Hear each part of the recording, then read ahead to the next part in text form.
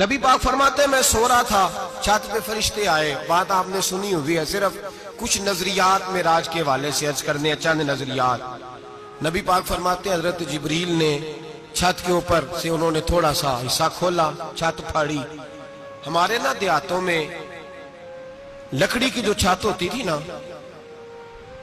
اس پہ ایک بندہ بھی اگر چلتا تھا نا تو گھر کے جو بزرگ ہوتے تھے کہتے تھے پتہ کرو چھت پہ بندہ ہے کوئی. ایک آدمی فٹافٹ بزرگ جاگ جاتے تھے، کہتے پتہ کرو بھائی. بلکہ ساتھ والے کو آواز دیتے تھے، دروازہ کھولتے تھے. ہوتا تھا کہ نہیں ہوتا تھا؟ ہو جاتا تھا نا. او بھائی 1.5 پونے 2 لاکھ بندہ چھت پہ چلے، اللہ کے رسول فرما رہے میں سو رہا ہوں. چھت پھاڑ دی، حضرت جبریل آ گئے. نبی پاک صلی اللہ علیہ وسلم کے پاس 70 ہزار فرشتہ ساتھ ہے، آ کے کھڑے ہو گئے. میکائیل سے اسرافیل سے مشورہ کر رہے ہیں حضور کو کیسے جگائیں. نبی پاک فرماتے ہیں میں سو رہا ہوں. حالانکہ بخاری میں لفظ ہے، نبی پاک فرماتے ہیں میری آنکھیں سوتی ہیں، دل تو میرا ہر وقت جاگتا رہتا ہے. نبی کریم سید عالم صلی اللہ تعالی علیہ وسلم فرماتے ہیں میں سویا رہا. اب حضور آرام کہاں کر رہے تھے؟ زمین پہ. آرام کہاں کر رہے تھے؟ حضور علیہ السلام زمین پہ آرام کر رہے تھے. جناب جبریل جھکے. کتنا جھکے کہ حضور کے قدم ہی چوم لیے. نبی پاک کے قدم تو کتنا جھکے ہوں گے جی؟ رکوع تک. جی میں نہیں جی گل کی سجدے دی، تساں کیتی جے. فتویٰ لگا تواڈے تے لگنا جی. کہاں تک لگی؟ کہاں تک جھکے؟ اعلیٰ حضرت کہتے ہیں حضرت جبریل نے سجدہ نہیں کیا نبی پاک. میرے اعلیٰ حضرت کا کمال یہ ہے کہ شریعت بھی بچ جاتی ہے اور عشق کو بھی پورا سکون مل جاتا ہے. اعلیٰ حضرت فرماتے ہیں جناب جبریل نے سر پہ تاج پہنا تھا اور تاج میں موتی لگے ہوئے تھے. وہ موتی نبی پاک کو سجدہ کرنے لگ گئے. وہ موتی نبی پاک کو دیکھے. فاضل بریلوی کے قلم کا حسن فرمانے لگے تاج روح القدس کے موتی جنہیں سجدہ کرے. تاج روح القدس کے حضرت جبریل کے سر کے تاج پہ جو موتی ہیں وہ نبی پاک کو سجدہ کر رہے ہیں. نبی کریم یہاں کوئی بندہ، اب تو خیر لوگ ہاتھ بھی کسی کے چومتے ہیں تو خود نہیں اوپر ہوتے، ہاتھ ہی اوپر کر لیتے ہیں. اب تو مزاج ہی بدل گیا ہے. فرمایا رسول کریم صلی اللہ تعالی علیہ وسلم کے لیے جبریل جھکے تو پیروں تک، اور نبی پاک علیہ السلام کے قدم چومے. حضرت جبریل نے حضور جاگے، اٹھایا نبی کریم کو اور کہا یا رسول اللہ رب آپ کی ملاقات کا شوق رکھتا ہے، اللہ آپ کی ملاقات کا شوق رکھتا ہے. حضور فرماتے ہیں مجھے اٹھا کے تو جبریل حتیم میں لے گئے. اور پھر یہ بخاری کے لفظ ہے، فرمایا یہاں گلے سے لے کر ناف تک میرا سینہ کھولا، میرا دل نکالا، آب زمزم میں رکھا. اس لیے نہیں کہ نبی پاک کے دل کو برکت حاصل ہو جائے، اس لیے کہ آب زمزم کو برکت حاصل ہو جائے. امتی رج رج کے پیئے کہ یہ وہ والا زمزم ہے جس نے ہمارے مصطفیٰ کے قلب اطہر کو چوما ہوا ہے. نبی پاک صلی اللہ علیہ وسلم فرماتے ہیں میرے سامنے کھولا اور میں دیکھتا بھی رہا. دل کھل گیا، سینہ کھل گیا اور میں دیکھتا بھی رہا. اور نبی پاک فرماتے ہیں خون بھی نہیں نکلا، اس لیے کہ حضور کی حقیقت نور ہے، نبی پاک کی حقیقت نور ہے. ورنہ بشر کے حضور اگر صرف بشر ہوتے تو کٹ بھی لگے تو خون نکل آتا ہے. میرے رسول کریم سید عالم صلی اللہ علیہ وسلم فرماتے ہیں پھر جبریل امین مجھے براق پہ بٹھانے لگے. خچر سے چھوٹا تھا، گدھے سے بڑا تھا اور بجلیوں کا بنا ہوا تھا. جہاں اس کی نظر جاتی تھی وہاں اس کا قدم جاتا تھا. نبی کریم فرماتے ہیں مجھے بٹھانے لگے تو میں رک گیا. میں نے کہا میں نہیں بیٹھتا.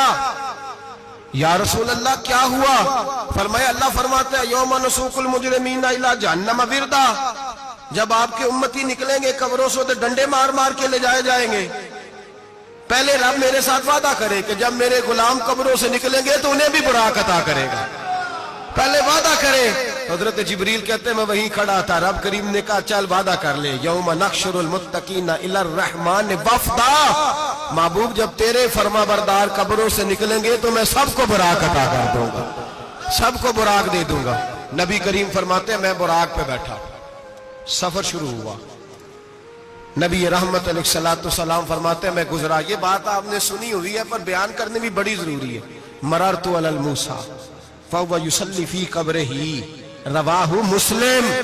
او خدا کے بندو اللہ تبارک و تعالی ہدایت کا نور دے. کہاں بیٹھ کے قرآن و سنت پڑھتے ہو؟ کیوں نہیں عقیدے کو سمجھتے؟ نبی کریم علیہ السلام نے فرمایا میں معراج کی رات گزرا. یہ سنی کان کھول کے سنے، دل کھول کے. صحیح مسلم کی حدیث فرمایا میں معراج کی رات گزرا تو حضرت موسیٰ اپنی قبر میں کھڑے ہو کے نماز پڑھ رہے تھے. حضرت موسیٰ اپنی قبر میں، بولے سارے، اپنی قبر میں، حضرت موسیٰ اپنی قبر میں کھڑے ہو کے. اب آؤ، حضرت سعید بن مسیب تابعی ہیں، صحابہ کے شاگرد ہیں.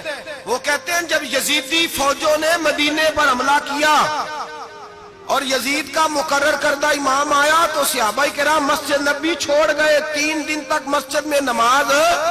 کہا ہم یزیدی امام کے پیچھے نماز نہیں پڑھیں گے. مدینے پہ حملہ ہوا، مکے پہ حملہ ہوا. حضرت سعید بن مسیب کہتے ہیں میں دیوانہ بن کے، مجنون بن کے اندر گھس گیا. یزیدی فوجیں سمجھی میں دیوانہ ہوں، شاید پاگل ہوں. مجھے انہوں نے تکلیف کوئی نہ دی. فرماتے میں نبی پاک کی قبر کے ساتھ ٹیک لگا کے بیٹھا تھا. زور کا وقت ہوا تو میں رونے لگ گیا. اب میں نماز کیسے پڑھوں گا؟ اذان کا کیسے پتہ چلے گا؟ آپ فرماتے ہیں مجھے اللہ کی عزت کی قسم جب اذان کا وقت ہوا تو نبی پاک کی قبر سے اذان کی آواز آنے لگی. فرماتے جب جماعت کا وقت ہوا تو حضور کی قبر سے اقامت کی آواز آئی، پھر جماعت کی آواز آئی اور میں نے اپنے نبی کے پیچھے زور کی نماز ادا کی. حضور کے پیچھے حضرت موسیٰ اپنی قبر میں نماز پڑھے اور میرے رسول تو قبر میں جماعتیں کراتے ہیں. حضور جماعتیں کراتے ہیں اور آپ فرماتے ہیں میں 3 دن مسجد، کان کھول کے دل کھول کے سنو. ہم نے کوئی ریڈی میڈ عقیدہ نہیں اپنایا. ہم کوئی دائیں بائیں سے پکڑ کے نہیں لے آئے کہ وہ فلاں آیا تھا بہت بڑا، اس نے جبہ کبہ پہنا تھا تو اس کے پیچھے لگ گئے. ہم کسی کو نہیں مانتے. ہم تو مانتے ہیں رسول اللہ کے غلاموں کو. ہم تو مانتے ہیں صحابہ کو.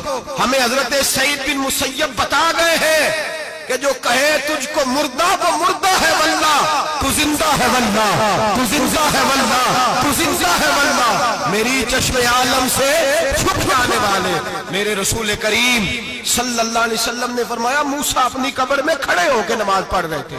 حضرت موسیٰ اگر زندہ ہے تو جو موسیٰ کے بھی امام ہے، جو جناب موسیٰ کے بھی ایسے ہی فٹافٹ. ہم پہ تو کسی کا روب طاری نہیں ہوتا.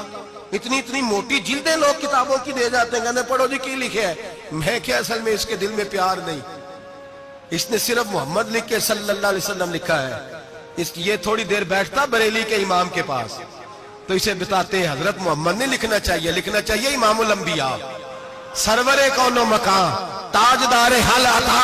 لکھنا چاہیے مشکل کشا، حاجت روا، حبیب خدا محمد مصطفیٰ صلی اللہ. تمہیں تو نام نہیں ڈھنگ سے لکھنا آتا، تم مصطفیٰ کی بات کیا کرو گے؟ تمہیں کیا خبر؟ میلاد کی بات آئے تو جائز نہیں، معراج کی بات آئے تو کہتے ہیں خواب میں ہوئی تھی. کیا بغض ہے؟ رٹا کیا ہے؟ اعلیٰ حضرت فرماتا ہے کھائے تجھ کو تپے سکر، تیرے دل میں کس سے بخار ہے؟ حضور کی شان کی بات آتی ہے تو اڑ جاتا ہے. ابو بکر صدیق سے پوچھ.